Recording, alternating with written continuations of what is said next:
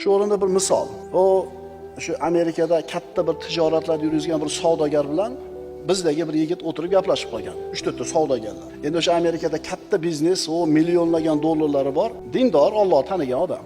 Haligi odam bilan gaplashib o'tirib, o'sha ukalar o'zlari aytib berdi. Biz endi bu dunyo miqyosida biznes qilayotgan odam bizga bir zo'r bir maslahatlarni beradi, zamonaviy ish yuritish uslublarini beradi, biznes yo'llarini o'rgatadi deb turib o'tirib, ruchkasini, daftarini qo'yib o'tiribdi. Bizga biznesda nimalarga e'tibor berishimiz kerak? Maslahat bering deydi. Desa haligi odamning aytgan birinchi gapi bu bolalarda aqlini o'chirib qo'yadi. Hech qachon bu narsani kutmagan bo'ladi u odamdan. Nima deydi? Aytadiki, avvalambor qilayotgan tijoratinglardan tushgan foydani bir qismiga Allohni sherik qilinglar deydi. Bu Amerikada, Yevropada, G'arbda biznes qilib yurgan odamdan boshqa narsani kutgan bo'lar.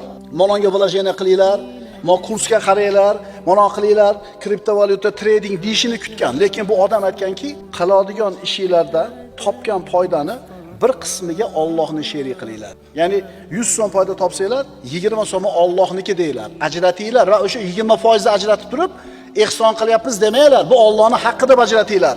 Shunda tijoratinglar zo'r ketadi deydi.